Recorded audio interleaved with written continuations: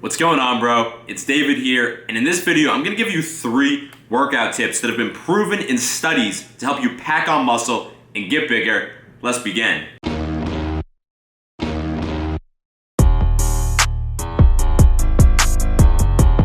Alright man, I don't want to waste your time. The first technique I have for you is to use a 95% range of motion. So, a recent study was done on guys who were doing tricep extensions, and they found that guys who used a partial range of motion built nearly twice as much muscle as guys who used a full range of motion and who locked out at the end of their extension. Now, the most likely reason for this is because the guys who fully locked out at the top, they lost some of that tension on their tricep muscle, whereas the guys who did not, they maintained more tension over the course of the set, and that led to more muscle growth. So, what does this mean for you? Well, in my opinion, this does not mean to do very short ranges of motion in your exercises and to do bench presses where you're only coming down like a few inches. You should still do almost a full range of motion, and that's why I say you should do a 95% range of motion. You should get almost to that point where you're about to lock out and come back down. Or if you're bench pressing, you should get just right almost to your locked out and then come back down. That's gonna keep more tension on your muscles, and that's gonna lead to more muscle growth, my man. But the one exception to this rule would be when you're doing heavy strength sets. So for example, 3 reps or less of squats, bench press, or deadlifts. In those cases, I think you should use a 100% range of motion because you're training pure strength. You're not really worried about the hypertrophy effect from that set. As you can tell, the pre-workout has officially kicked in. Let's head to the gym and keep this video going. Guess what just came in the mail?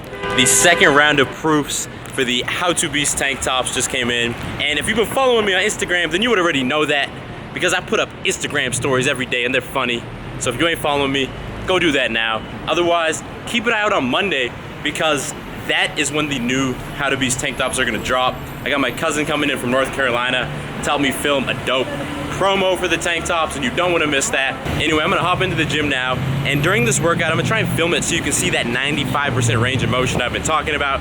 Keep watching though, because after the workout, I got the next 2 workout tips coming your way, and you don't want to miss those. See you, all that I wanted was to tell you that I need you. See you, for a moment even hope that I can feel you. See you, all that I wanted was to tell you that I need you. Now I'm finally right here with you.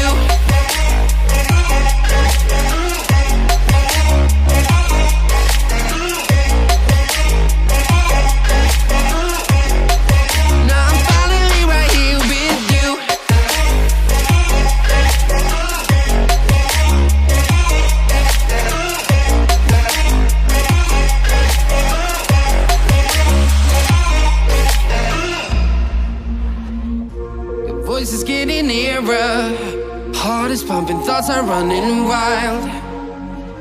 We got a good thing going, why we gotta feel amplified. Boom, workout complete.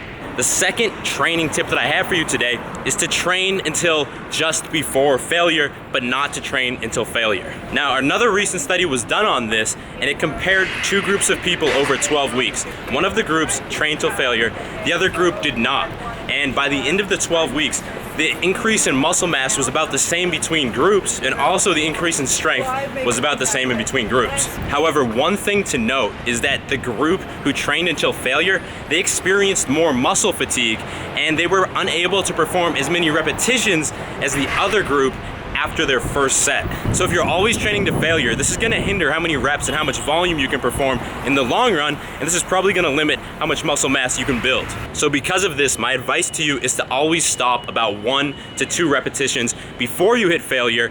And I know this is gonna be tough to tell exactly when this is, but use your best judgment here. However, do not use this as an excuse to go easy in the gym. You always gotta go hard, man. Anyway, I gotta get home and have my post-workout gainer shake. I'll keep filming in a minute. What's up, guys? Taking a beautiful evening walk with Julia, the brother man, the beautiful Museum of Fine Arts here in Boston, and even all the homies came out as well. But anyway, let's get back to the subject here. Let's talk about gains. The third and final tip I have for you is frequency, frequency, frequency. And by that I mean, if you're a natural lifter who's not taking steroids, frequency is more important than volume or intensity. This is because every time you work out a specific muscle group, you're spiking the rates of muscle protein synthesis, and that's how you're gonna build muscle, versus if you're on steroids, the steroids are gonna spike your muscle protein synthesis for you. Now, because of this, my advice for you is to work every muscle in your body 3 or 4 times per week. And I recommend full body workouts because that's the easiest way to accomplish that. If you want to check out my free full body workout, just hit the I in the top right corner or the link in the description. And if you're thinking, bro, that's not enough volume, you should be doing a push-pull leg split. Well, first of all, with that type of split, you can only hit each body part 2 times per week, 3 times at max. And also, there was a recent study done on volume recently. So over the course of 6 weeks, they had one group of guys who were doing 5 sets of 10 and another group of guys who were doing high volume, 10 sets of 10. And at the end of these 6 weeks, there was no difference in muscle increase between the groups. However, the group that did less volume actually made more strength gains. So if you're a natural lifter doing super high volume, it's not gonna let you build more muscle mass, and it might prevent you from getting strong. Speaking of building muscle, I've been trying to get this guy on the bulking plan, but he's just all about that cardio. Anyway, this is a really cool thing behind me, so I'm gonna wrap up the video here. Those are 3 training tips you should use if you really wanna maximize your muscle hypertrophy. If you enjoyed this video, make sure you subscribe because I release a brand new video every Monday and every Thursday. Otherwise, give this video a thumbs up. I'll talk to you in the next video. I better talk to you in the next video or Bo's gonna be mad, bro. Stay beastly.